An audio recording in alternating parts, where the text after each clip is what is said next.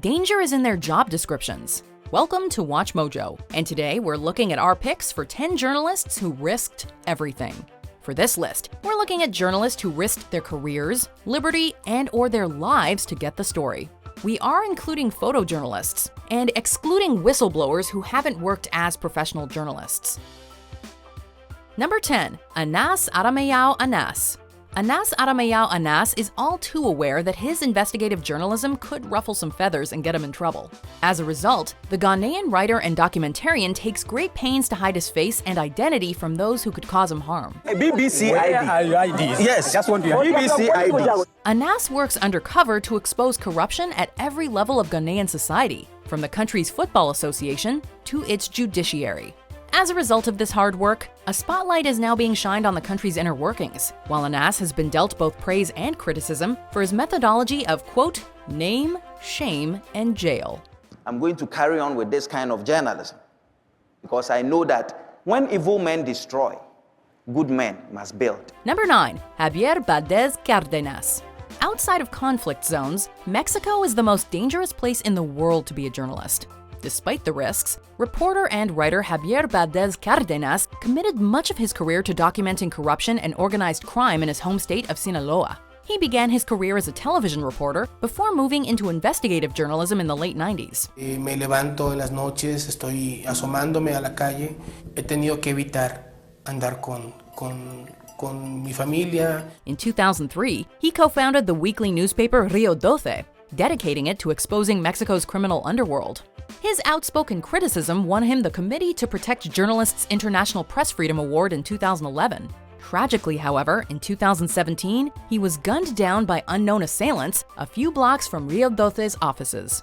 Number 8. Jamal Khashoggi. A Saudi Arabian dissident who dared to criticize the Saudi government and royal family, Jamal Khashoggi paid the ultimate price. There isn't room here to properly discuss the intricacies of Khashoggi's career and political views, which changed over time. But after a comparatively humble start working for a bookstore chain, he became a leading critic of Saudi Arabia's government and human rights violations, frequently citing Crown Prince Mohammed bin Salman. On October 2, 2018, Khashoggi walked into a Saudi consulate in Turkey while his fiancée waited outside, and he never came out. He was reportedly murdered and dismembered by Saudi agents. The Crown Prince has denied involvement in the murder, despite allegedly having threatened to use, quote, a bullet on Khashoggi in 2017. His main sin is that he was bright, he was a maverick, and he was outspoken. Number 7. Marie Colvin.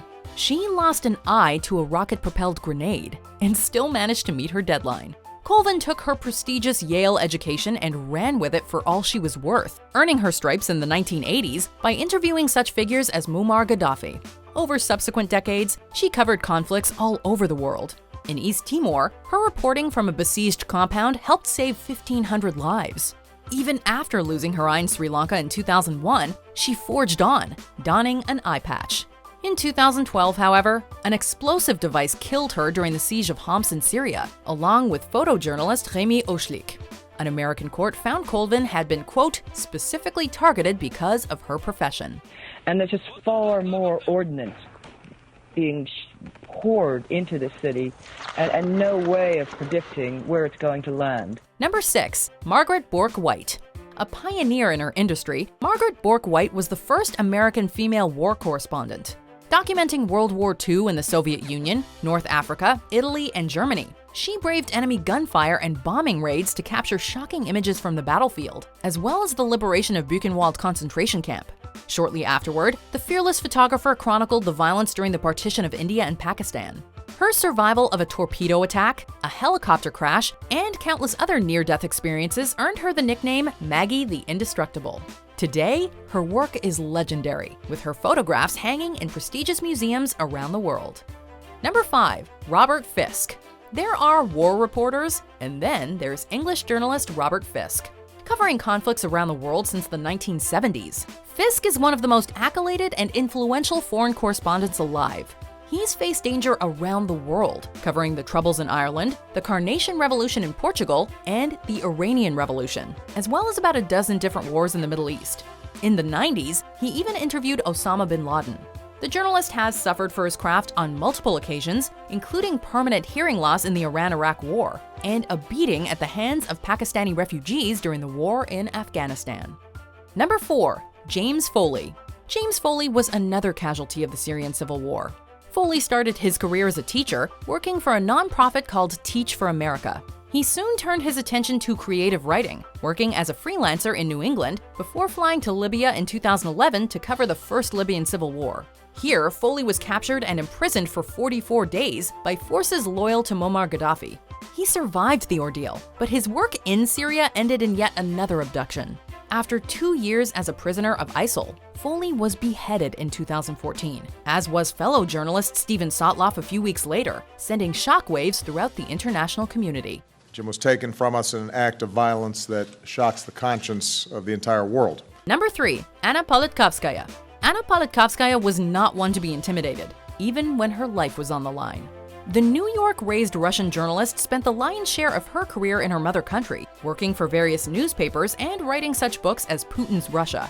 Politkovskaya was not afraid to criticize life under Putin, despite death threats, detention, and even an alleged poisoning. Никакой журналистской солидарности. She remained steadfast, reporting on the Second Chechen War with dedication. Her luck finally ran out on October 7, 2006, when she was shot at point-blank range by assassins in the elevator of her apartment building. Number 2. Ida B. Wells.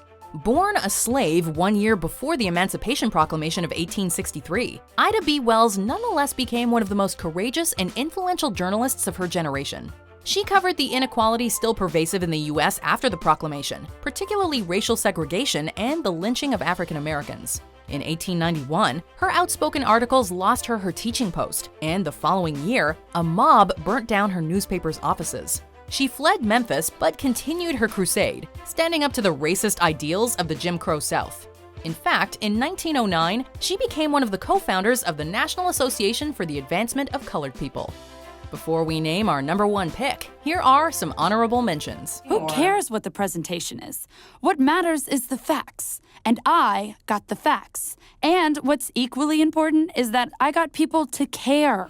Which to people in the government, to honest cops and honest intelligence agents, when they're honored like this and they hear about these things, are willing to make public secrets that should not be secrets. No one cared except for Veronica Guerin, who spoke out frequently on Irish television.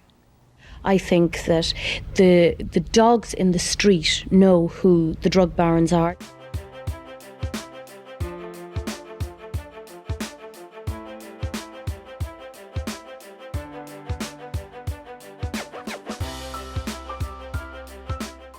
Not quite at the end yet.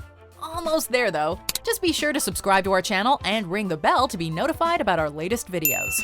Alright, back to business. Number 1. Robert Capa. He was called, quote, the greatest war photographer in the world. Better known by his pseudonym Robert Capa, Hungarian native Endre Friedman was a legend in his own lifetime. Capa was responsible for the famous snapshots of the Normandy invasion of World War II, documenting the D-Day campaign on Omaha Beach.